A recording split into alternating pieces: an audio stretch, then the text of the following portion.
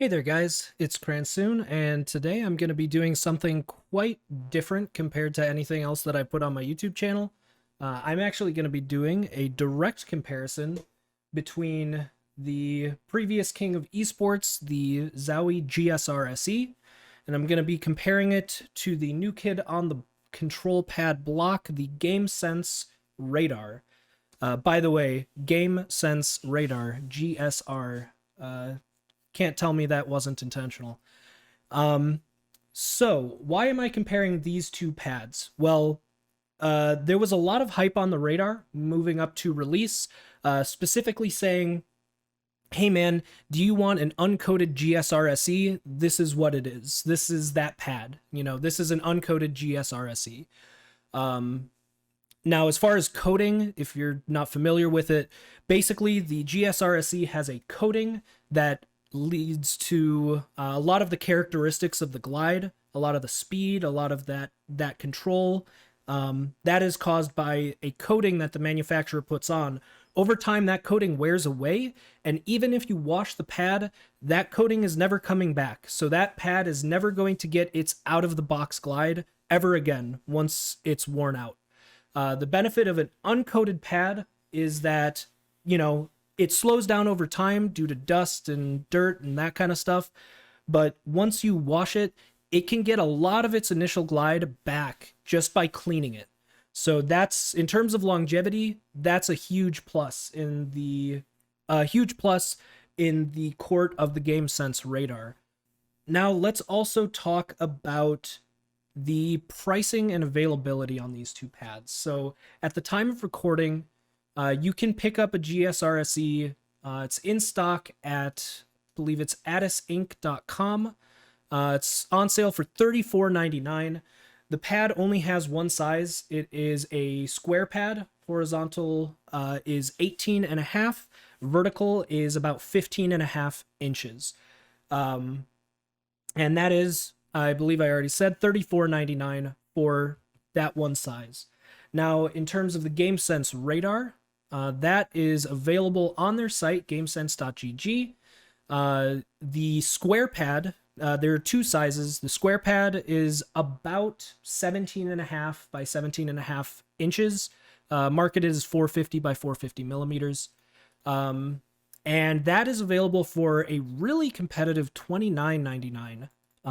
And there are a lot of creator codes out there. I don't have one because I'm kind of a nobody, but I know like Boardsy and Huddled both have creator codes that you can put in at checkout, and that gives you 20% off. So we're talking like $24 before tax and shipping, which makes that a very, very competitive price, especially when comparing to the GSR-SE. You also have a desk mat version, and that's the one I have. That one is twice the length horizontally, so 900 millimeters or about 35 inches. So those are the sizes. That version, sorry, the desk mat is $50, so $49.99.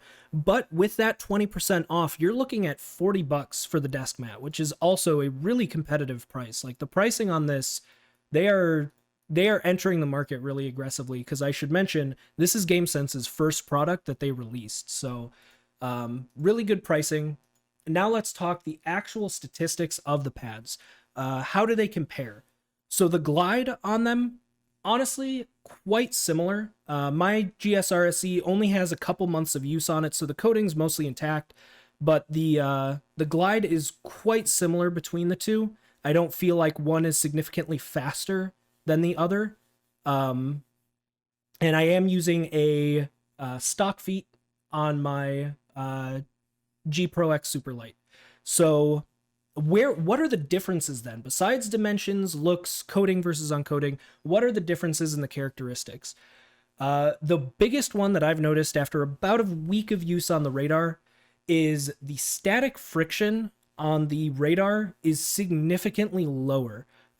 For those of you who don't know what static friction is, it's basically the amount of force that you need to apply to an object to start moving it on a surface. So a high static friction means you need a lot of force to begin moving your mouse on the pad. The GSR-SE is is comparatively a very high static friction mouse pad, which means that it comes into play mostly with small, short movements. So basically your micro adjustments. That's where this comes into play most.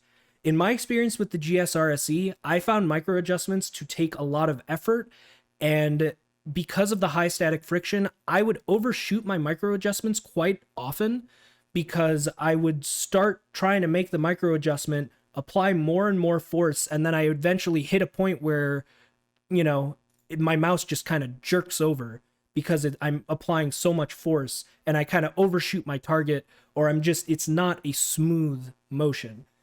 The Gamesense Radar, on the other hand, has a comparatively low static friction, so it is a lot smoother on those micro adjustments. You're going to be able to apply a small amount of force and still make those tiny movements, but because the glide has the same amount of control as the GSR-SE, it's not like you're going to be shaky or anything like that in your aim. You still have a lot of control on the surface.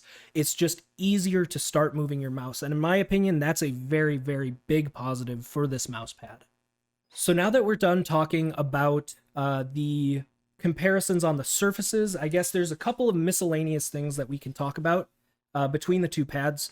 So for one thing, I know a lot of people these days use they dig their fingers into the mouse pad in order to stop, give themselves some stopping power. These pads are not super great for that. Both of them have pretty hard foam underneath.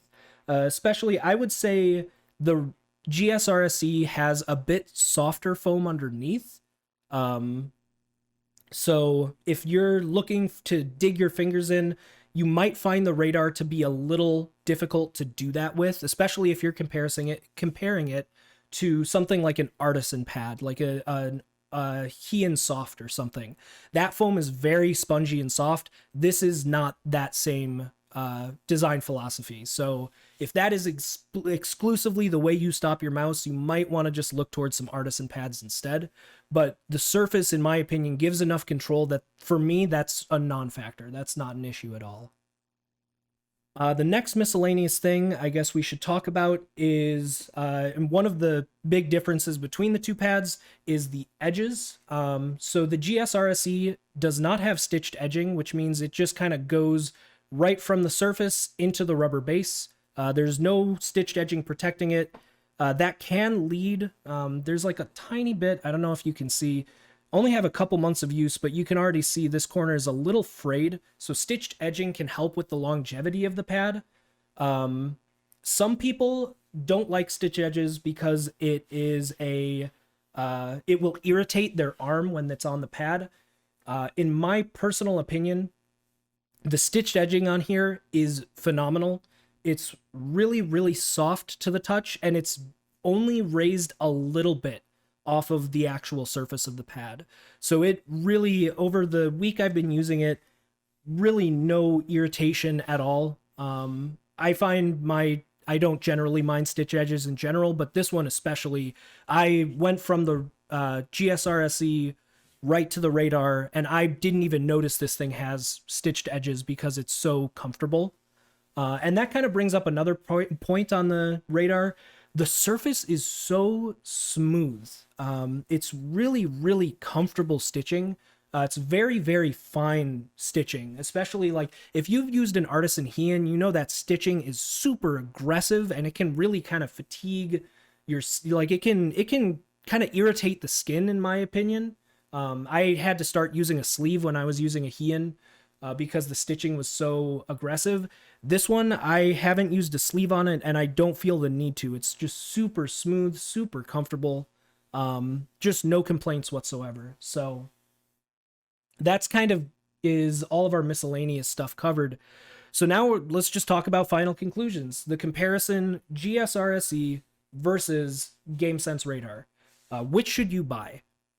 In my opinion, really, now that the Gamesense Radar exists, there's not really a reason to own a GSR-SE.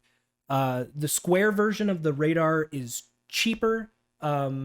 It is uncoated. It is a really smooth surface. It's lower static friction, but very similar glide characteristics. Like it's just essentially it's a better GSR-SE for less money. The only potential downside is the fact that you lose about an inch of horizontal space on the square version. But even if that is an issue for you, there's the desk mat version. And that one, you don't ever need to worry about horizontal space. You have to be playing on like 100 cm to really worry about that. So, yeah, the Radar is a phenomenal deal. It's a great value for the price. It's a great product in general.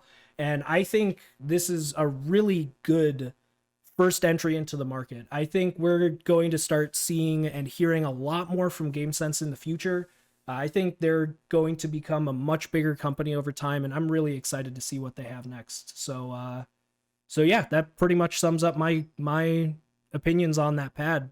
Just if you want a control pad, get a Radar. It's a fantastic pad, and you won't regret it. So that's pretty much everything I have today. So if you made it to the end, thanks everybody for watching, and have a good rest of your day.